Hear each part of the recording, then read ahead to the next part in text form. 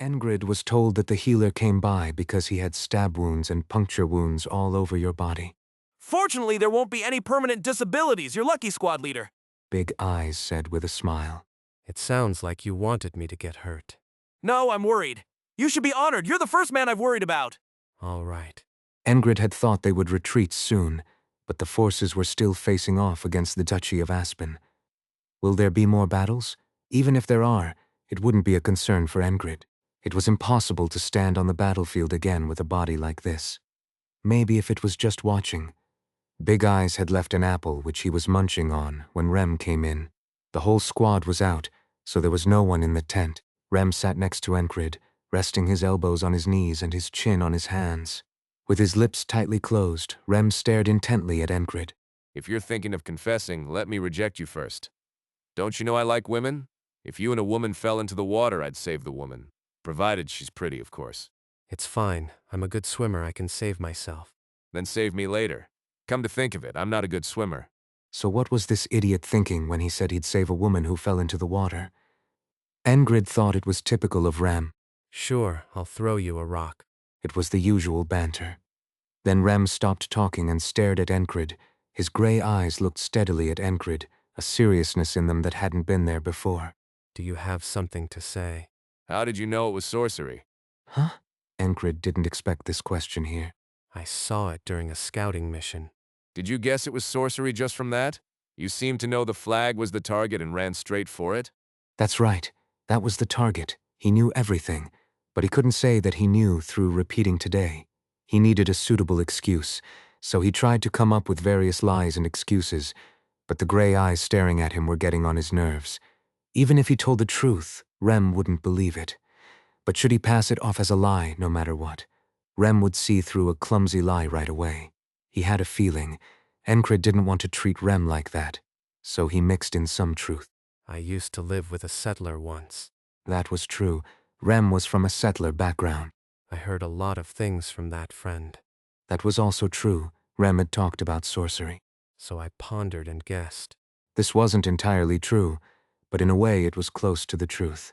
Instead of pondering and guessing, he repeated today and figured it out through experience.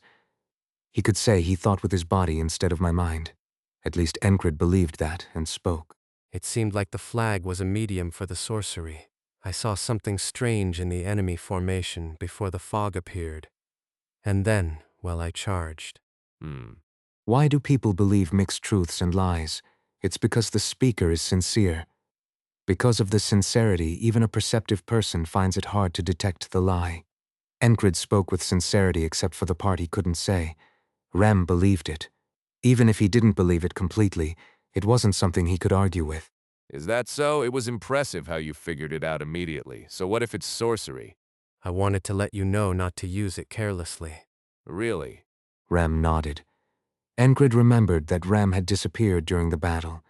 He had certainly charged with him, so Enkrid thought he would come to his location, but he didn't. She was nowhere to be seen after that. Then he returned to the unit. I want to ask where you went during the battle. Nothing special. I was curious about who raised that flag, so I went to take a look. You went to take a look? Had a chat with my axe. Rem grinned and walked out of the tent. Enkrid recalled the moment when he had toppled the flag. The sorcerer had been shaking a bell and then quickly disappeared. At the time, he was too busy destroying the flag to pay attention. It seemed that the sorcerer had tried to retreat alone and ran into Rem's axe. Enkrid didn't think much of it. Rem's impulsive actions were nothing new. In a previous battle, he had charged into the enemy lines to catch someone called the Hawk's Eyes. Knowing this, the platoon leader had neatly excluded the troublesome squad from the main force. Only the remaining squads were counted as part of the platoon's strength. This time was no different, however. There was one difference.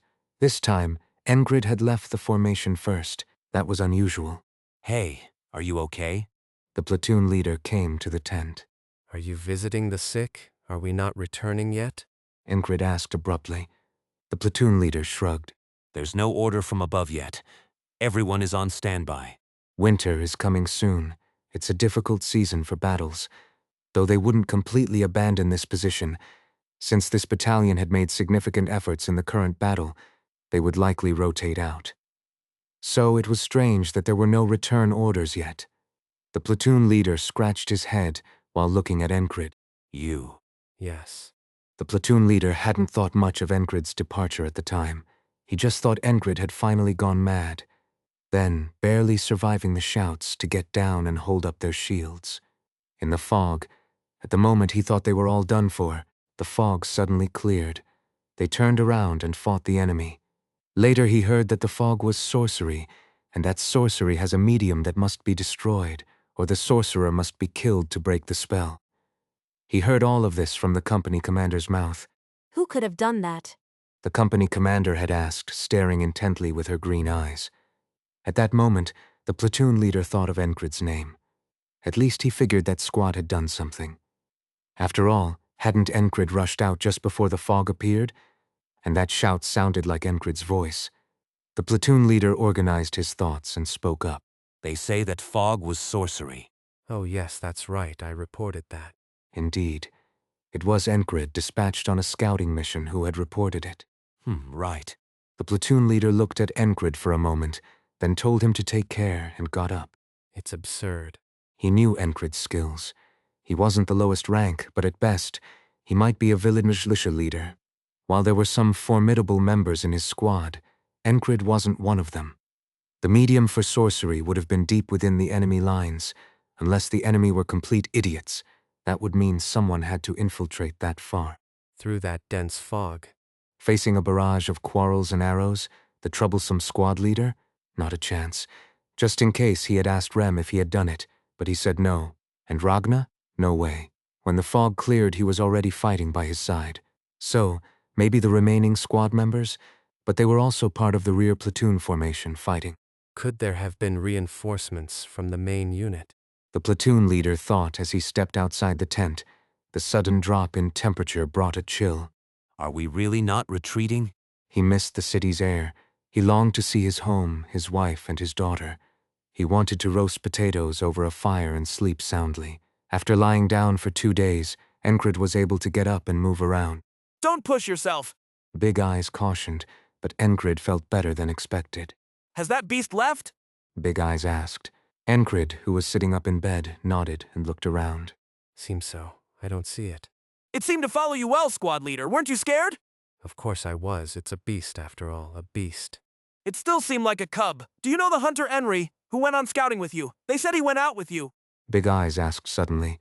Enkrid nodded, thinking that Big Eyes really had connections. How does he even know Enri? He's a plains hunter, you know. Enkrid knew this well. He had learned a lot from Enri. Enri said there are many beasts on the Green Pearl Plains, and the top one is the blue-eyed black panther, also called the lake panther. Big Eyes seemed excited, as if this story piqued his interest. They say its eyes are like lakes, hence the name Lake Panther. Anyway, they hunt gazelles and gnus, but they also feed on some energy from the earth. It's a mystical creature. Just one of its claws is worth over 10,000 krona. Krona was the currency made by the empire. 1 copper coin was equivalent to 1 krona. 100 copper coins made a silver coin, and 100 silver coins made a gold coin. So 10,000 krona was equivalent to a gold coin. 1 claw worth a gold coin. That was more than Enkrid's salary. That claw can slit a person's throat. Think you can pull it out? No, I don't have that kind of greed. Big Eyes waved his hands dismissively. As Enkrid moved around a bit, sweat formed on his forehead. There was a dull pain, but it was manageable. After facing death so often, he could gauge the state of his wounds just by the level of pain. If you push yourself, it'll get worse. Jackson watched all this and spoke. Everyone else seemed to be gone, leaving only Big Eyes and Jackson. I'm still adjusting. Enkrid responded vaguely and continued moving his body, recalling the moment when he dodged the mustached man's strike. How has that been possible? Could he do it again if he tried? He wasn't sure. Maybe not. Or maybe, with a few more attempts, he could do it again. As he was lost in thought, Rem and Ragna returned. Keep your distance. Laziness is contagious. Rem said provocatively. Why do you have a death wish every day?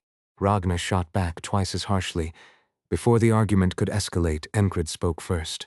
I have a question. About swordsmanship. Both of them turned their attention to him. Go ahead. Rem said. If it's about swordsmanship, I should answer. Ragna added. As they glared at each other again, Enkrid quickly explained. There wasn't anything complicated. He had seen the enemy do it a few times. and it became ingrained in him unconsciously.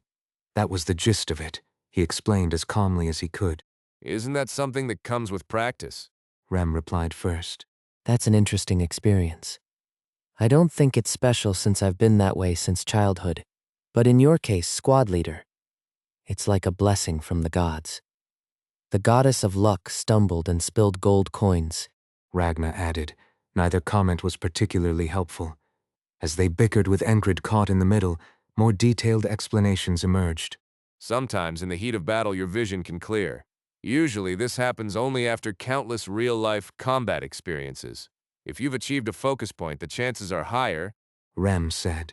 The heart of the beast has stuck with you a bit, huh? You've gained the ability to look your opponent in the eye without blinking. If you had a chance to see your opponent's sword move up close, you might have noticed the way they wield the sword or distribute their strength. Then your body might react on its own. But that's only if you have a solid foundation. Ragna added. A solid foundation, yes, but you'd also need to have gone through hundreds of rough combats. Listening to them, Enkrid came to a conclusion. I see. For some, today is just another day. For Enkrid, it was one of the many fiercely intense days he had endured hundreds of times. It wasn't just another day given up and passed. It was a day where every moment was spent desperately and with utmost effort. The countless hours of enduring and enjoying had brought him fortune. In truth, it wasn't even luck, it was inevitable. The reward for enduring cuts, stabs, scratches, and death in his relentless pursuit. The foundation of all this was, of course, the boldness given by the heart of the beast and the focus point. I'm grateful after all. So it was thanks to these two. Moreover, hadn't Ragna completely revamped the basics of his swordsmanship? The battle with Mitch Hurrier, the chase with the mustached man, today on the battlefield. These complex thoughts filled his mind and stirred a single desire. He wanted to hold the sword again. He wanted to swing it. He wanted to see how well the last technique had stuck with him. I want to spar. When Enkrid muttered this, both Rem and Ragna shook their heads. Rem added a comment. I've been told since I was young that I wasn't normal, that I was crazy. But from what I see, squad leader, you're crazier than I am. Of all people, he didn't want to hear that from Rem. He constantly tormented nearby soldiers. He even tried to decapitate his superiors, to be considered as crazy or even crazier than this madman. Today I have to agree with that. How can you think of sparring in your condition? Wanting to spar doesn't mean people should treat him this way. Enkrid felt very wronged. Sparring is too much in your condition, squad leader. The flap serving as the tent's door was pushed aside and a voice was heard. Looking up, he saw the ferry company commander. As Enkrid tried to rise, the company commander stepped forward. So it was you. Before he could salute, the company commander asked abruptly. Enkrid, seeing the ferry's cold, sharp, and beautiful appearance like a sculpture made by an artist, opened his mouth but first wet his dry lips with his tongue. In fact, he had expected the question to come from here rather than from Rem. How did you break the sorcery? That was a question that the command would naturally ask. The ferry company commander learned after the battle that the flag was the medium for the spell. So, who broke this flag? By retracing the situation on the battlefield, the answer came out. The troublemaker squad leader. That's why she was here. The battalion commander hadn't even noticed. He didn't seem interested in who broke the spell's medium. He thought the foolish sorcerer had simply failed. Given that there were many quacks among the sorcerers on the continent, his conclusion made sense. Even if that wasn't the case, the battalion commander was likely too overwhelmed to think straight. After all, a figure of higher rank had come to the unit. What do you mean? A response came to the question of whether it was him. Sorcery flagpole medium. With those 3 short words, she said everything she wanted to. Enkrid didn't intend to deny what he had done, even though no one had asked him about it. Yes, I did it. How? A brief question came back. I picked up the spear and threw it. There were 5 decoys. There were 6 flagpoles in total, with only 1 being the real one. I guessed. You knew the flagpole was the medium? I saw something while scouting, and I knew a bit about spells beforehand. His answers flowed smoothly. The fairy's sharp intuition judged that he wasn't lying. However, it was clear he wasn't telling everything, even if it didn't require the fairy's intuition to know that. How should I put it? He admitted to doing it, but he seemed reluctant to go into details. The ferry company commander looked into Enkrid's blue eyes and nodded. Understood. Did you come here just to ask that? Yes, I thought I'd see you while I was at it. After briefly pausing, the company commander took a deep breath and said, It seems we're connected by fate. Leaving this ambiguous remark, the commander turned away. It was a statement ripe for misunderstanding. Rem jabbed Enkrid in the ribs, who was stunned by the absurdity. What's your secret? What? Tell me your secret for charming fairies. I'll listen. Impressive. Ragna chimed in. I don't think that's it. Enkrid replied. Even Big Eyes acknowledged Enkrid's looks. Without even trying, he often attracted women when he was in the city. He wasn't a virgin, obviously. Enkrid wasn't naive or clueless enough to mistake signals between men and women. So that wasn't the nature of their conversation. There were no signals exchanged. Instead, it left him with a lingering sense of unease, especially since it came from a superior's superior. There wasn't even time to meet separately. Ah, I get it. Was it back then, when you were in the infirmary? That was the only time. No, you crazy fool. Rem went on about the same topic for the next 4 hours. Ragna left in the middle to take a nap. Jackson, who came in later, nodded meaninglessly, which somehow made Enkrid feel a bit better. Big Eyes, who came in afterward, was about to chatter when he heard what Rem had said and leaned close to Enkrid. So, instead of rolling around on the battlefield, let's start a noblewoman's salon together. No way, you lunatic. Big Eyes' dream was to save up a lot of krona and open his own shop. His dream was to open a place where handsome men would entertain noble women. The shop would sell drinks and snacks. With a clear purpose, he believed that even if he charged multiple times the price for drinks and snacks, people would come. He had suggested partnering up before. He had mentioned it to Rem once and nearly got beaten up, so he hadn't brought it up for a while. Don't talk to me about it. I'll split your head with an axe. Rem chuckled from behind. Oh, I won't do it! Big Eyes spoke in a voice that was barely alive. Only pretends to be a barbarian at times like this. Big Eyes grumbled quietly. He didn't seem to have the courage to speak up loudly. No, having this much courage was impressive. There was no way Rem hadn't heard his muttering. As Rem glared at him, Big Eyes clapped his hands together. Oh, right! This is what I came rushing to tell you. I almost forgot because of the squad leader talk. As if he could forget. Big Eyes hurriedly spoke before Rem could retort. Enkrid knowingly played along. Anything would be more valuable than the current conversation about the company commander and his supposed love story. He's coming! Who? Oh, he's already here. Big Eyes whispered, his expression so serious that Enkrid couldn't help but lean in. A knight squire. The Red Cape Knights. Enkrid asked. Yes! Currently, Enkrid and the others belonged to a division named Cyprus. That was also the name of a knight belonging to the Red Cape Knights.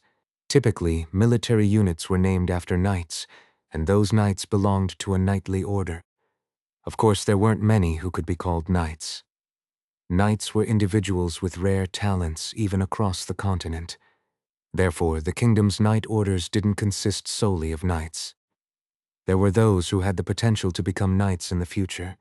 Squires, who were the followers and students of knights, or apprentice knights. After completing their apprenticeship and being acknowledged by a knight, they became junior knights. That was how they joined the knight order. Usually, squires didn't participate in battles separately from their knights.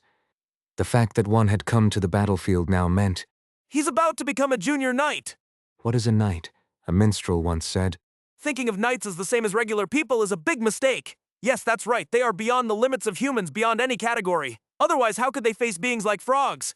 A knight is said to be someone who surpasses human limits. So, what is a junior knight? They are those who have the potential to become knights before they actually do. Junior knights are experts in combat and battle. If knights are those who have overcome human limits, junior knights are those who are at the threshold of those limits. A squire about to become a junior knight and join the knightly order. Enkrid wanted to see them. He was curious about their skills. The knight he aspires to be is not merely a title of honor. In this era, knights were symbols of power. A part of that symbol had arrived here. You look like you're dying to see them. Rem said to Enkrid. Why wouldn't I be? I heard they're already prepared for deployment. Big Eyes said. Did they come alone? Rem asked, crossing his arms. Big Eyes nodded. Yes, they said one is enough. With those words, Enkrid understood why their forces hadn't retreated. If Aspen had prepared their spell. This side had kept their military strength as a trump card. Norillia and Aspen. They introduced an element of unpredictability to the annual tedious skirmishes. Is their intention to seize a part of the plains with this? If the spell had worked properly, there would be nothing for the junior knight to do, no matter how skilled they were. But now, that wasn't the case. The spell had been blocked, and our side had secured the victory. Had the squire arrived a day or two earlier, they would have been able to launch an all-out assault. A bit late, indeed. By now, the enemy would have also completed their preparations. Prepare for deployment. The entire army moves now. Enkrid broke out of his thoughts at the sound from outside. It was the platoon leader's voice. Suddenly, the platoon leader poked his head into the tent. Hey, did you hear that? Oh, I guess you did. He asked and then answered himself, seeing Kreis. We're all deploying. We're going to push the front line of Green Pearl Plains right up to their base. Are you supposed to talk about the operation so openly? Enkrid asked, looking at the platoon leader. There's nothing to hide. We're moving out immediately. Are you coming too? I'd like to see it. Enkrid said, getting up despite his injuries. He still wasn't fully healed and ideally should avoid the battlefield. I'll stay by your side. Kreis volunteered, raising his hand. He was always good at keeping himself safe in the rear. Enkrid would be fine staying close to him. The platoon leader didn't care for Enkrid like family.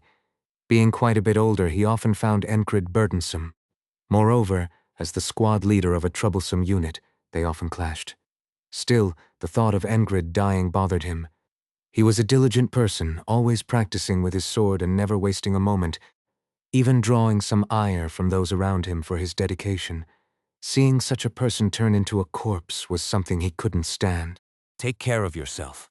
The platoon leader said as he left. If you want to watch, then you should go. Rem nodded. Ragnar began to prepare for deployment, gathering his gear. Jackson strapped on his sword and packed a few throwing knives, equipment he usually didn't bother with. I'll stay by your side, Jackson said. By my side? Rem joked. Jackson shook his head. You stink so much it's hard to share the same tent. Rem was good at gentle teasing, but Jackson was equally good at delivering a single stinging insult. Squad leader, I think I want to split this guy's head more than Aspen's. What do you think? Endure it. Let's just go watch. Aren't you curious how well the squire will fight? He'll probably fight like a demon.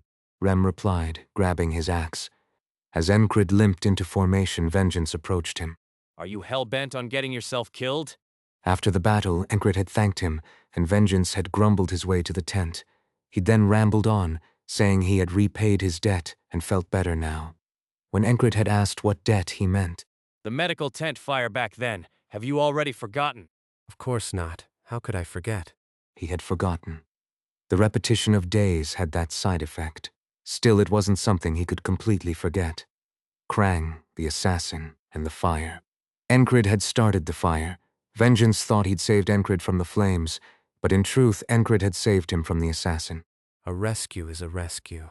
A debt is a debt. It was easier if Vengeance thought of it that way. That's why he had rushed to save Enkrid on the battlefield. Watching Vengeance glare at him, Enkrid spoke. No one wants to die. Then why are you here? I want to see. See what? They say a squire has arrived. Hey, don't overdo it. I won't save you a second time. With that, Vengeance returned to his formation. Why is he acting all friendly now? Wasn't he always picking fights with you? Rem asked beside him. There was a time like that. Vengeance had really disliked Enkrid. How long ago was that? He's not a jerk. He's the platoon leader. We got to know each other, and he's not bad. Don't treat people too kindly. If you get stabbed in the back and start crying, it'll be too late. Mind your own business. The unit quickly assembled and started moving. The formation wasn't perfectly neat. They began marching in a wide, radial formation. Someone was walking alone at the front. A red cape fluttered in the wind. The person at the head walked slowly, caped. At a glance, the squire's or junior knight's greatness wasn't apparent. Judging by the walk, he's probably quite skilled. Rem crossed his arms and frowned. It's more than just a bit. His stance is solid, Unless they have something like a frog on the other side, it's going to be a boring fight. Ragnar added his observation. Jackson also looked ahead, his gaze seemingly following the red cape. Big Eyes next to Enkrid spoke up with a different concern. We should fall back now. We need to retreat or we'll get caught in the fray. Big Eyes was timing their retreat. At that moment, the red cape fluttered dramatically. The cape caught the wind and billowed behind as its owner dashed forward. Enkrid blinked, needing to confirm what he was seeing. The figure running ahead left a trail of afterimages. How fast must someone be running to leave afterimages like that? Looks like he's channeling his will into his legs. Ragnar muttered, watching the scene. Enkrid didn't fully understand what that meant, but didn't feel like asking right now. It was time to close his ears and focus. The sight of the cape wearer running startled the enemy, who fired arrows. Unlike before, it seemed they hadn't positioned crossbowmen separately, as a concentrated volley of arrows flew overhead. At least 100 archers must have drawn and released their bows. A rain of arrows fell over the caped figure. Instead of raising his sword to parry, the squire accelerated. The ground and dirt erupted like a fountain, and the cape's owner had already closed the distance to the enemy. Just by running, he had moved beyond the range of the arrows. It was certainly a movement that surpassed human limits. It was the first time such a level of force was deployed in a small-scale skirmish, just as the enemy had prepared their spells. On this side, the card prepared was a squire. The impact of that squire on the battlefield was horrifying. The junior knight, dodging the rain of arrows by advancing, drew his sword and slashed. The moment a silver line was drawn in the air, the heads of 3 soldiers blocking the front were lopped off. The squire retrieved his swung sword and struck downward from above. The sword fell like a black lightning bolt and immediately rose back up. The head of a soldier holding an infantry spear was caught in its trajectory. Rather than cutting, it smashed. The sword that split the soldier's head with the impact now flew like a butterfly. The fluttering of the butterfly's wings quickly turned into a dirge filled with terror. The fluttering of the sword's blade in every gap took the breath of the enemies. Then, 2 soldiers with large, thick wooden shields blocked the path. As they covered themselves completely with the shields, the fluttering of the sword was blocked. When the sword struck the shield with a thud, deep dents appeared on the shield's surface. Close in. An enemy soldier shouted. Despite sweating coldly, he did his best. But no matter how hard he tried, he was not free from the touch of the Grim Reaper. The owner of the red cape gripped his sword with both hands and swung it horizontally. Bang! Crash! The sword battered the shield. The iron rim didn't cut through but bent, serving its purpose as a shield, but the hands of the soldier holding it couldn't withstand the impact. The wrist holding the shield twisted and broke, with the wrist bone piercing through the skin. As the shield fell powerlessly to the ground, the sword slashed horizontally across the soldier's torso. His upper body was severed, and his entrails spilled onto the ground. Blood splattered everywhere. Fear seeped into the eyes of the surrounding soldiers. Damn it. One of the soldiers from the Duchy of Aspen cursed, his voice trembling. Whether the owner of the cape heard it, his nose twitched, and he immediately kicked off the ground. As terrifying as his swordsmanship was, the most frightening thing about this figure was his movement. Whenever he kicked off the ground, he would appear here and there, slicing soldiers' throats and piercing their bodies. Even when soldiers tried to block him with shields or armored themselves in defense, it all seemed futile. Shoot him. One of the commanders shouted. It was a bold decision. 30 crossbowmen who had been waiting on one side fired their quarrels. Avoiding all the close-range shots was impossible. The commander was confident in this, but the owner of the cape shattered that confidence. Before the quarrels could reach him, he kicked off the ground and flew into the sky. The quarrels futilely cut through empty air. What goes up must come down. The owner of the cape, flying in an arc, landed 10 steps in front of the commander of the Duchy of Aspen. It was the heart of the enemy camp. Block him. The desperate cry of the highest commander of the Duchy of Aspen was pitiful. If only the Greyhound unit were still there. But they had already retreated due to the responsibility for the defeat and Mitch Hurrier's injuries, among various other complex situations. Who? The owner of the cape exhaled deeply and swung his sword again, from above to below and from below to above. The blade curved and lashed at the commander's bodyguard like a whip. The thick leather armor draped over the body was cut clean through. The bodyguard, wearing an iron helmet, was struck on the head by the sword's edge and thrown aside. After one hit, the bodyguard rolled to the side, blood streaming from his nose. Though he appeared fine externally, his skull had been shattered by the impact, killing him. The squire, having dealt with the bodyguard, pierced the commander's neck. The squire, having killed the enemy commander alone in the midst of the enemy camp, turned and headed back. His return was just as impressive. Kicking an enemy aside, he leaped and dashed several times across the ground. From a distance, it looked as if a red line was being drawn across the middle of the battlefield.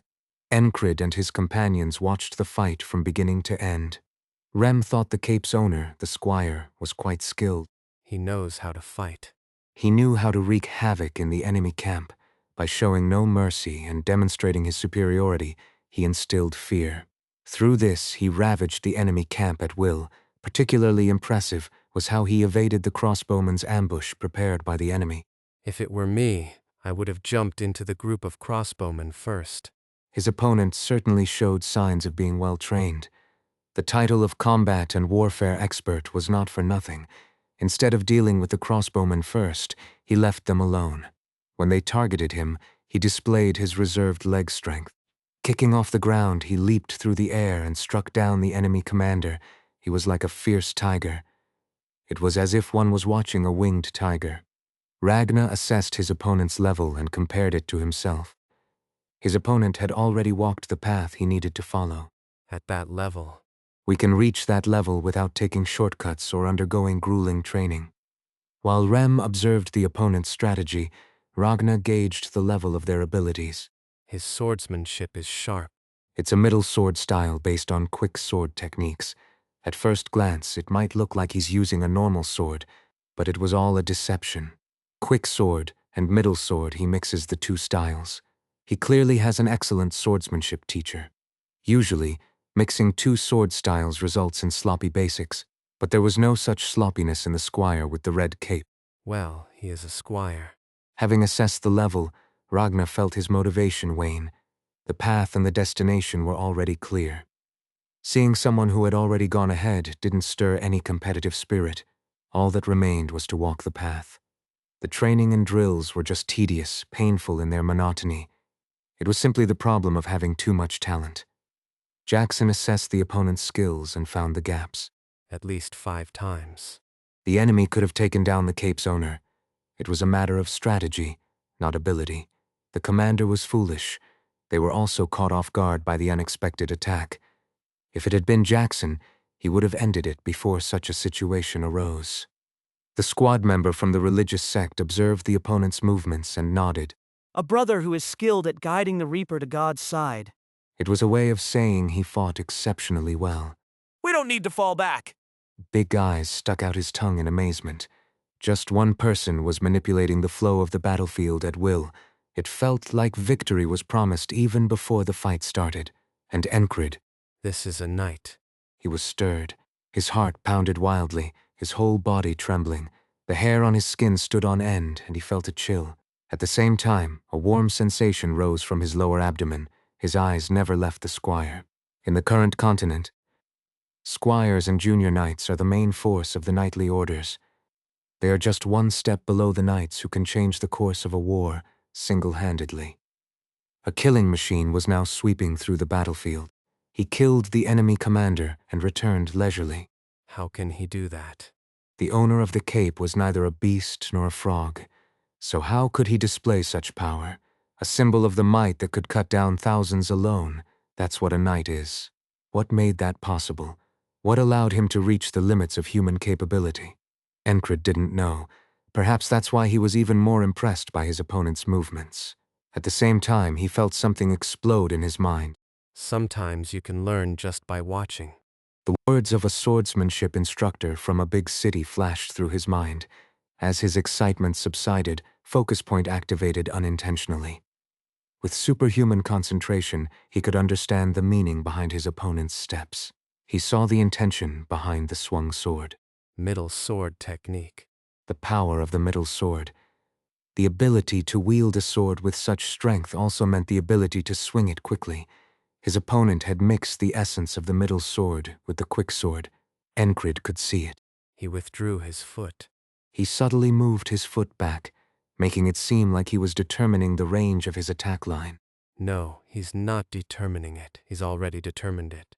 The northern middle sword technique Ragna taught focused on building a foundation around the attack line. The squire's method was slightly different. He drew a circle around himself. It was swordsmanship based on the central continent's basics. He drew a circle with his body at the center and massacred anyone within that circle. If they got caught, he slashed. If they approached, he stabbed. At a glance, it seemed like he was using his footwork to dominate the opponent, but in reality, it was different. He maintains his range. He only used his footwork when necessary. Though a few of his sword strikes were impressive, most of his attacks were thrusts. He kept watching and analyzing. He gathered the information and organized it in his mind. Does using a middle sword technique mean it must always rely on brute strength? The secret move Mitch Hurrier revealed was similar to a middle sword technique, rather than a normal or light sword technique. A wheel-like slash that cuts through anything it encounters. Why did he use that as his trump card? To deceive the opponent? No. Just because the 5 sword techniques are divided, it doesn't mean they are completely different from each other. There are intersections among the 5 sword techniques. Using a middle sword technique doesn't necessarily mean it must always involve downward strikes and brute force. His eyes moved, his brain worked, and Enkrid's fingers twitched involuntarily. Enjoying the view? Rem was about to speak thoughtlessly, but stopped. Ragna, having lost interest in the squire's movements, turned around at the sound. Don't touch him. Ragna whispered. He recognized the squad leader's state at a glance, whether on the battlefield, in a tavern, in an alleyway, or in a lover's arms. Realization strikes like the pranks of the goddess of luck. Suddenly, unexpectedly, out of nowhere, it comes silently and shakes the brain abruptly. Keep watch on the sides. Jackson stepped forward first and spoke. Ragna stood on the right and Rem on the left. The religious squad member quietly moved to stand behind Enkrid. Big Eyes whispered, asking what was going on. Rem answered the question. It looks like the squad leader is about to break out of his shell. It's about time. He's been swinging his sword night and day on his own. Rem acknowledged the squad leader's efforts. He deserved such fortune. Of course, this wasn't merely luck. It was a natural outcome of repeatedly experiencing real battles, enduring hardships, and refining his swordsmanship basics. Seeing Enkrid now, more than the squire, reignited Ragna's motivation. How can this be possible? What drives the squad leader like this? Despite knowing the clear limits and end, how can he keep wielding his sword? To Ragna, it was fascinating. As always, the squad leader intrigued him more than the opponent who had single-handedly wreaked havoc on the battlefield. Shortly after a member of the knightly order returned, the shout of their allied commander echoed through the air. Charge. Soon their allies surged forward. Battle cries and shouts mixed together, and as the infantry charged, the ground shook with a rumble. Enkrid, however, just stared blankly into space. He was still in a state of profound realization. Due to their outstanding performance in the previous battle, the Troublemaker squad could afford to take on the role of bystanders. No one said anything to them for staying still. In fact, even if anyone wanted to, they couldn't approach because of the intimidating aura emanating from the 4, excluding Big Eyes. Even though they had seen the squire rampaging ahead, the allies who saw the Troublemaker squad up close felt they were even more terrifying. Thus, the war raced towards its end, leaving them alone. This winter and the upcoming spring would likely be very busy. They would have to endure the winter with their stockpiled resources and rebuild their fortifications. The border between Naurelia and Aspen would be redrawn. While their allies charged forward, Enkrid was recalling the basics he had learned. Intersection, swordsmanship, Valen mercenary sword technique, northern middle sword technique. Everything was a weapon he had learned. There was no need to confine these weapons within the framework of basic techniques. He could parry and deflect with the middle sword. Binding, the technique of attaching the swords, was the basis of parrying. He hadn't realized it while learning. The state of profound realization, this sudden enlightenment, didn't instantly elevate Enkrid's skills. It did, however, slightly increase his insight, but his limited talent prevented him from instantly embodying it. Nevertheless, Enkrid clearly understood his limitations. This meant that, given enough time, he could train to his limit and surpass it. The end of the cliff, once so high and invisible, was now in sight. When the wall ahead is so high and wide that its end is invisible, it's insurmountable. But if the end is visible, no matter how far high or wide it is, even if you can't walk, you can crawl over it. Enkrid realized this. Ah. He was so delighted he drooled. Indeed, he woke up from his state of profound realization, drooling. Why are you even drooling? Rem scolded him from the side. Enkrid opened his eyes and looked around. At some point, all the allies around him had disappeared. They all charged ahead. If you're tired, you should rest in the barracks instead of dozing off while standing. Oh. Oh, what? Let's go back. There's nothing more to do in this battle anyway. And that was true. The junior knight in the cape had returned to the main camp. The battle was over. The enemy was not just retreating but fleeing back to their homeland. It was time to return, time to go back to the city. Enkrid turned his body, looking at the setting sun. The sight of the squire's power had rekindled a fire in his heart. His destination and ideal were right before his eyes. An old dream resurfaced. What must I do to become a knight? Simply increasing his strength wouldn't be enough. First, he had to prove his skills. The time for remaining as a low-ranking soldier was over. Enkrid muttered to himself inwardly. Victory. Damn it, we bastards. Victory brought cheers. Cheers brought heat. Heat brought madness. The rising heat intertwined and swept across the entire battlefield. When does the greatest achievement on the battlefield occur? When you chase down the fleeing enemy.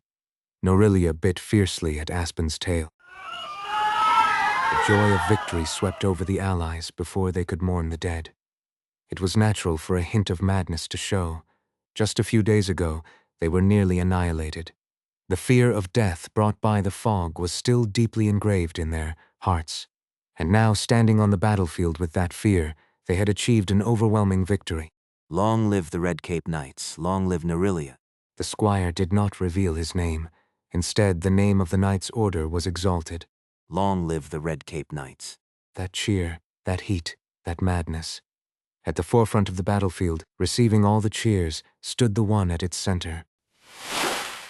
The squire, waving the symbolic red cape, raised one hand in response to the cheers. Among the soldiers intoxicated by the victory, there were some shedding tears of joy. Everyone was shouting cheers. Everyone was intoxicated by the madness. Watching this, Enkrid quietly muttered, Me too. No one heard him, but within those words was his long-held dream. The madness and heat spread, making Enkrid's heart race. The end of the battle, the last night on the battlefield.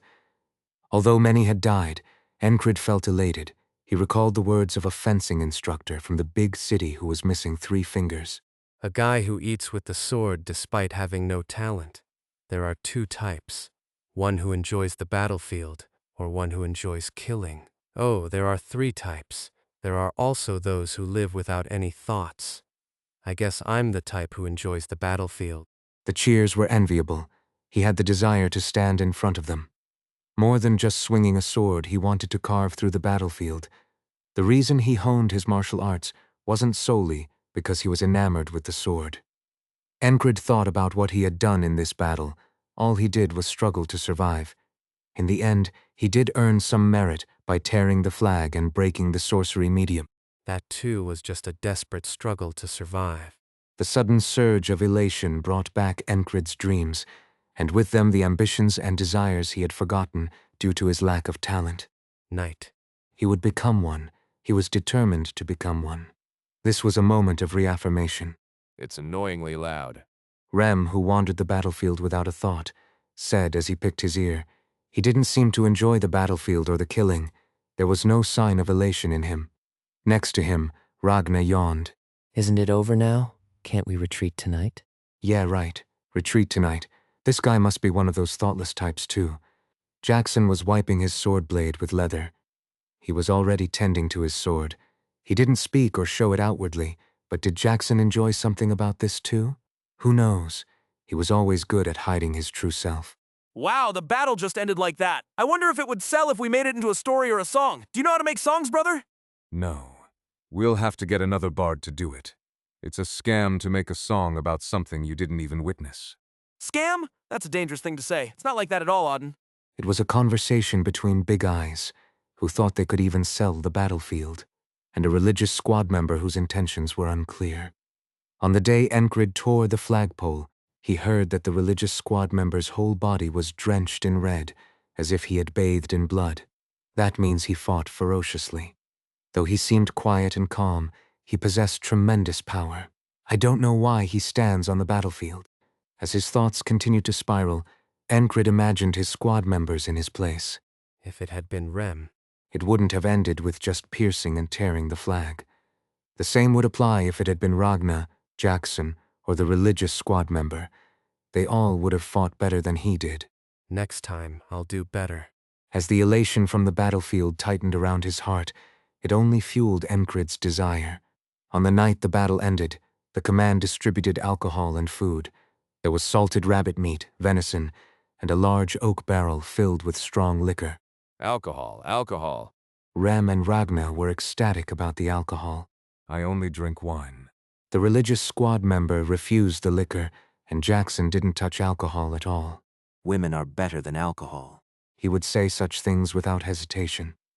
Despite talking like this, women were still drawn to him. Why was that? It must be the face. Even Enkrid found women attracted to him without any effort, thanks to his face.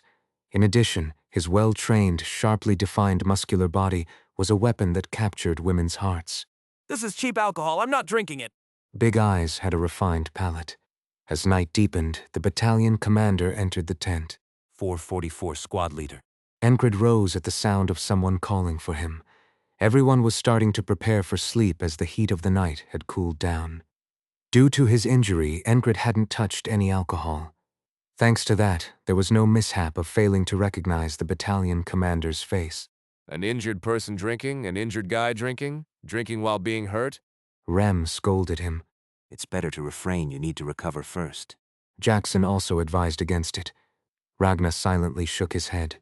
Big Eyes snickered at Enkrid. They were truly a squad of lunatics. When Enkrid went outside in response to the battalion commander's call, the battalion commander, reeking of alcohol, waved off his salute. They say the flag was the sorcery's medium, and you were the one who tore it. It sounded like they had found the one who made a significant contribution to the battle by breaking the sorcery. Crackle, crackle. Sparks flew into the air from the lit campfire. Yes. Enkrid replied calmly. There will be a reward when we return. Well done. The battalion commander patted Enkrid on the shoulder. It was quite a remarkable acknowledgement. This was the first time he had spoken with the battalion commander since becoming a squad leader. That showed how significant Enkrid's actions were. He had changed the course of the battle. However, only a handful of people knew this. To be precise, only the command knew. The credit for overcoming the sorcery in this battle would likely go to the command. He didn't mind.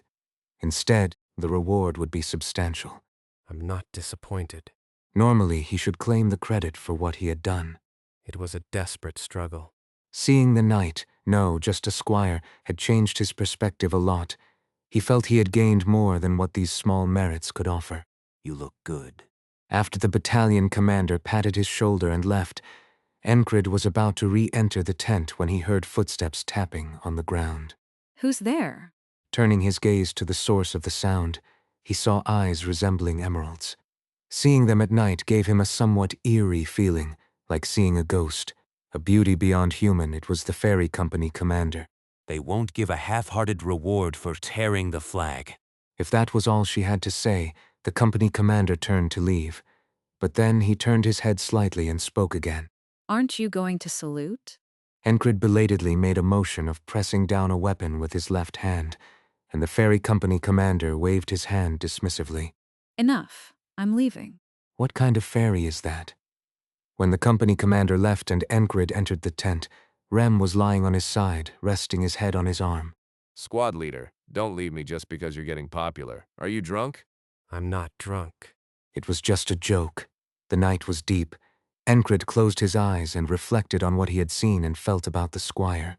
There was much to do once his body healed. Upon waking up, the Norelia Infantry Battalion headed for the border guard. After 4 days of marching, they could finally face the fortress city walls of the border guard. This city, with its long walls and 3 large watchtowers built on a basin higher than other areas, stood tall. This was the last bastion against the Duchy of Aspen. The frontier fortress, border guard. The appearance of the squire from the Red Cape Knights had the potential to change the dynamics of the battlefield. Until now, the reason the skirmishes on the Green Pearl Plains were maintained on a small scale was due to an unwritten rule to not deploy the Knight Order's forces there. In this situation, the Kingdom of Norelia had played its trump card by sending the squire into battle. Norelia had broken the unwritten rule. Even though the one on the battlefield was in the process of transitioning from squire to sub-knight, crossing the line was still crossing the line. Those damn bastards. The King of Aspen erupted in fury. His eyes turned red and veins bulged on his forehead. Send ours out too. But it wasn't possible to send them out immediately. It was winter. Starting a war in winter would cause severe declines in national power for both countries. If a full-scale war, rather than a skirmish, was anticipated, it was necessary to rally national strength. Moreover, Aspen's main forces were currently away on another mission. To fight properly, Aspen also needed time. At the end of the war, even if the enemy was so enraged that their heads seemed ready to explode like a volcano, if winter approached, they had to hold back. Norelia had likely anticipated this and deployed their forces at the war's end. Conversely, Aspen had read the timing of winter's approach and deployed their sorcerers. However, while the sword prepared by Aspen was blocked, the dagger prepared by Norelia had sunk deep into their arm. It hurt, badly enough that they might lose the use of one arm. At least put diplomatic pressure on them. Deploying knights on the battlefield is clearly an issue. The Duke, known for his martial prowess, couldn't let this go. Though he didn't shout, his voice simmered with anger like boiling water. The Duchy of Aspen was a nation supported by 3 major families: Duke Aspen, Hurrier of military power, and Eakins of administration and affairs. Diplomacy was the responsibility of the Eakins family. Minister Eakins was in a difficult position. It was because of the letter sent from Norelia. The fact that the letter arrived around the same time as the deployment of the Red Cape Knight was proof that Norelia had prepared a perfect excuse. The letter stated that General Frog, affiliated with Aspen, had appeared in enemy territory, and in response they had dispatched their knight. The reason seemed plausible. Too fitting. Why, of all times, did General Frog have to go there? Frog had always been a free spirit. These issues had been possible ever since they put him in a soldier's uniform. Even if it wasn't the general, they would have found another excuse. Eakins was no fool. Norelia had not impulsively sent their knight. General Frog had become a convenient excuse, but even without him, Norelia would have found a suitable pretext. In conclusion, Aspen was outmaneuvered, and that was the end of it. The start of all this was because the sorcery had been disrupted. If the fog of annihilation had succeeded, the skirmishes on the Green Pearl Plains, which had been dragging on for a long time, would have been a great victory for Aspen unless a true knight appeared. Eakins recalled the report that a single enemy soldier had ruined the sorcery. Are they blaming the failure on a single enemy soldier after failing to maintain their defenses? Does that even make sense? Everyone involved in this matter would have to take responsibility. The sorcerer had been found dead after retreating. Whether it was a passing bandit or not, they had cut the sorcerer and his guards all in half. Nothing is going right.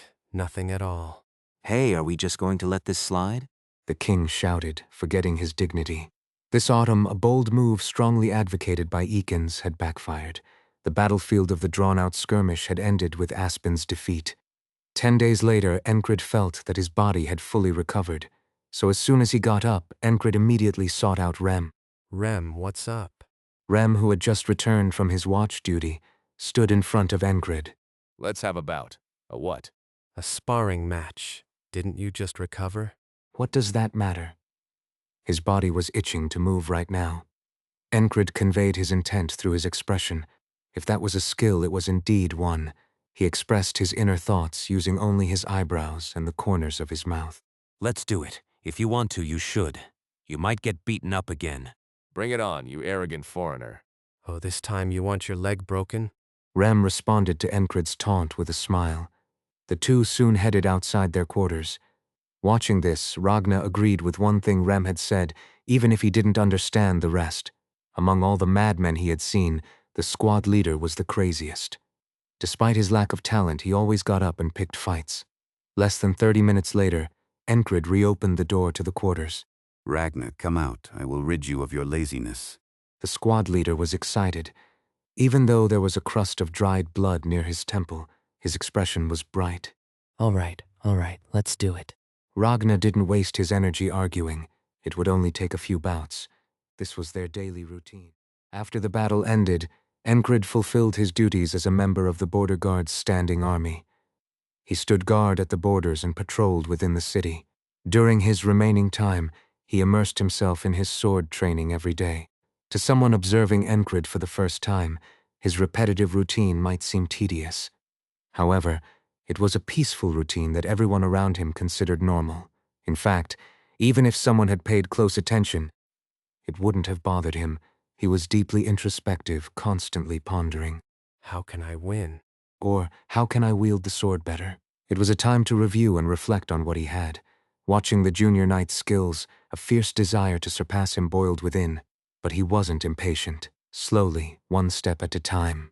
Even if it's slow, he always moves forward. That was Enkrid's specialty. The heart of the beast, the sense of the blade, focus point.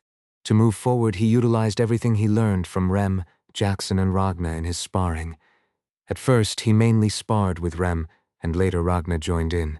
Then Jackson occasionally joined as well. Before your brain turns into muscle, let me refresh it for you.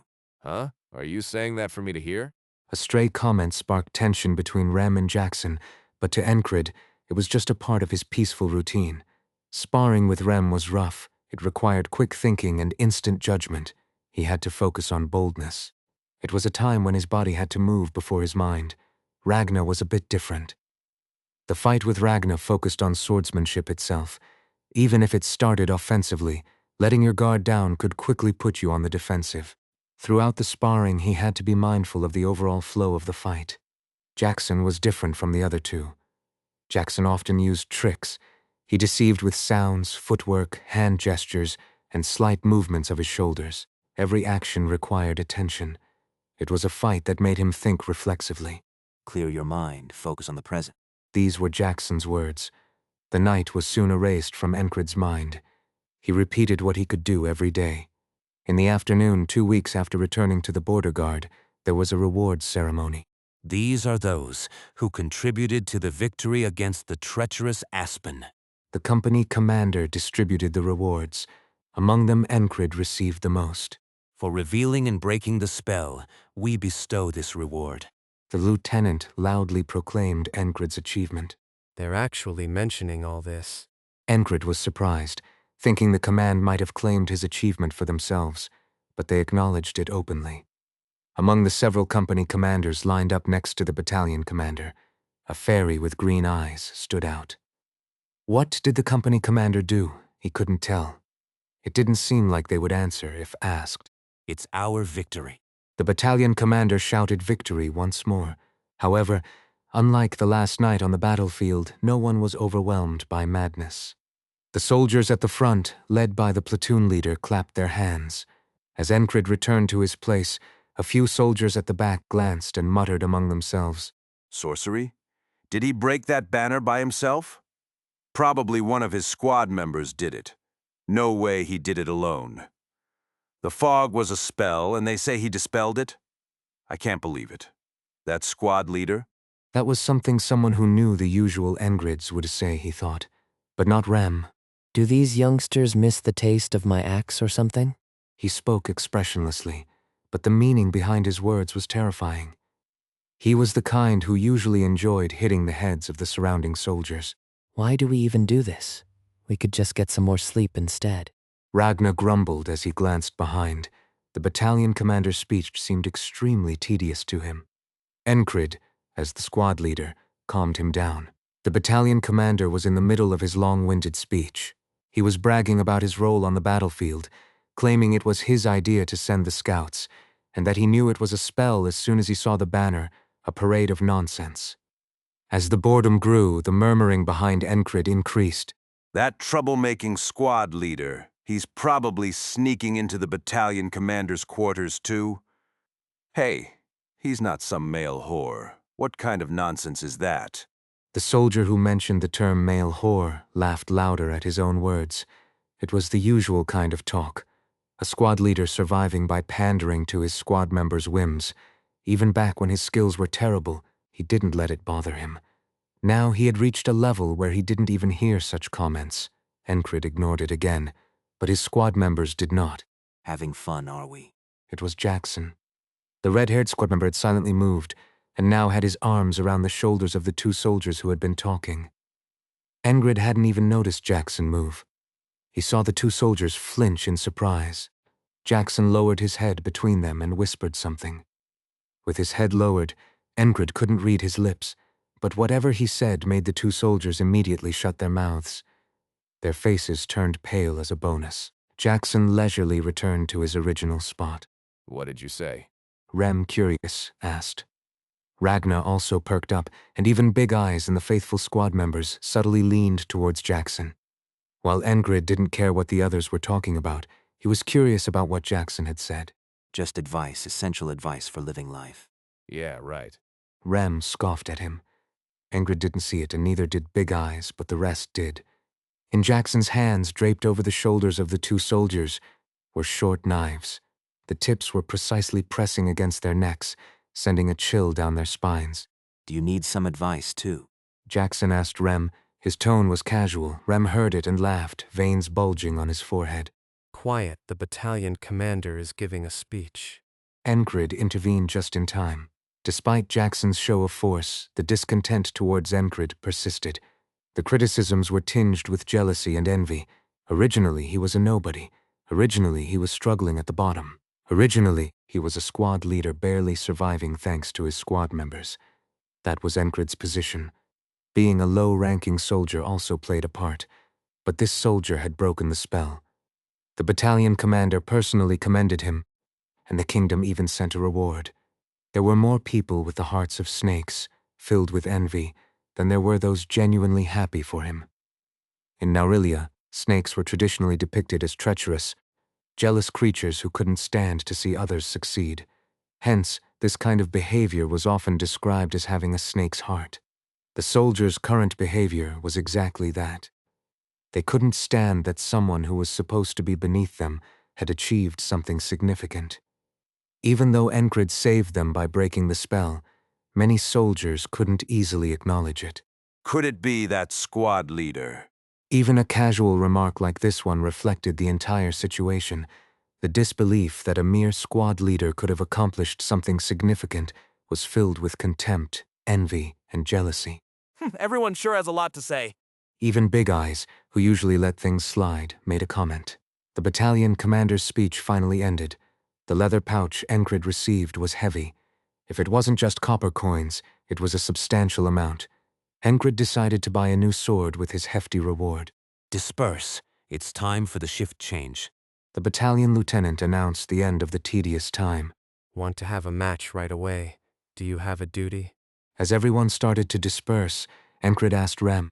Want to have a match right away? Do you have a duty? Rem found this man endlessly fascinating. Have you ever thought about playing with those loud mouths instead of me? Those guys? Why, would it help? The squad leader just stared at his sword again. Seeing this made Rem feel a warm affection. How could someone be so consistent?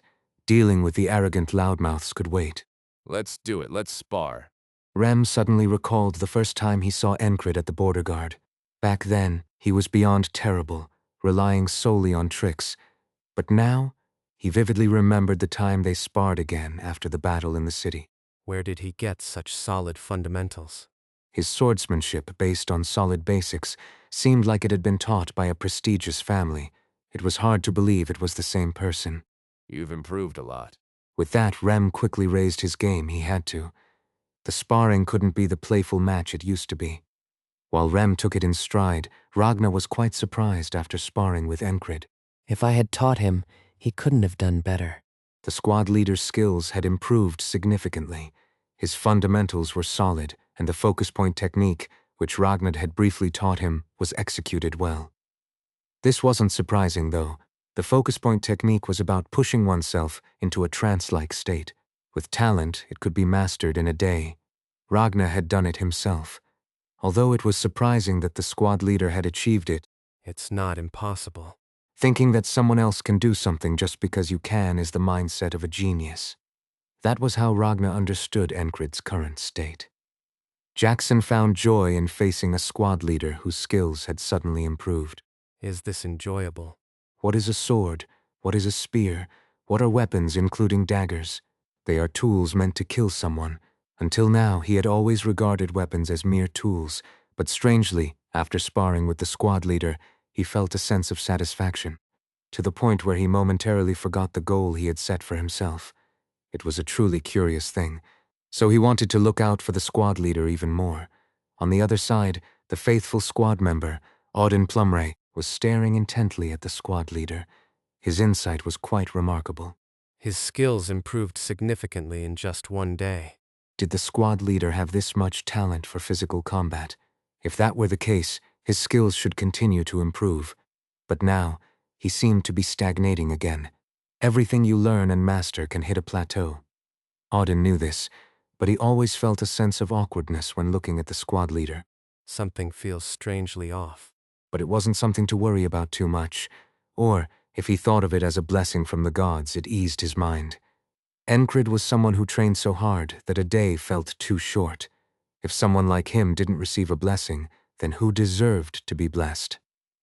Auden embraced the questions that started with the squad leader, God and man, blessings and curses.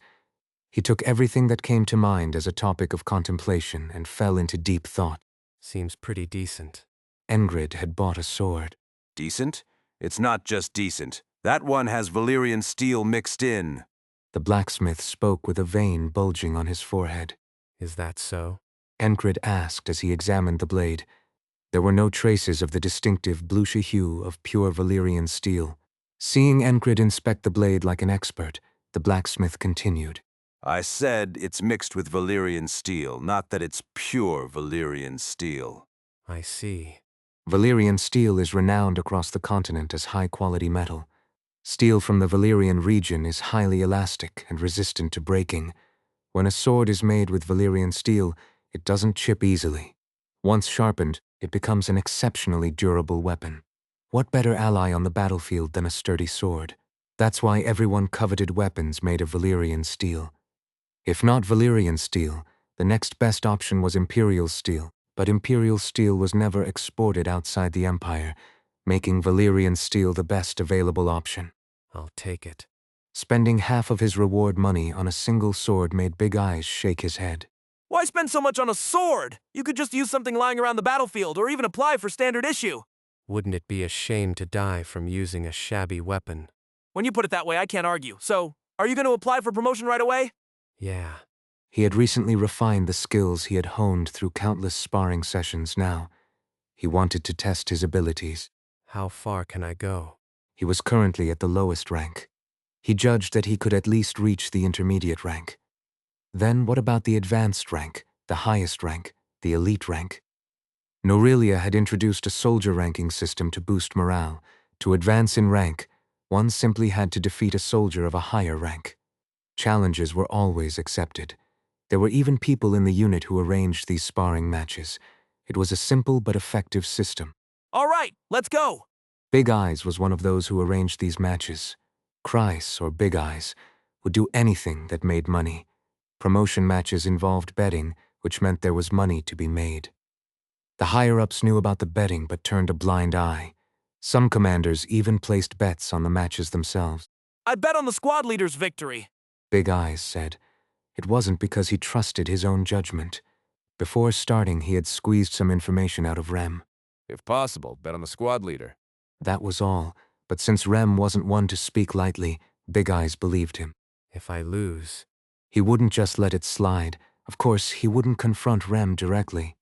Kreis knew well that challenging Rem would mean being left in pieces. You want to have a promotion match? When Enkrid requested it from the platoon leader, He nodded in agreement. Well, there's no need to stay at the lowest rank.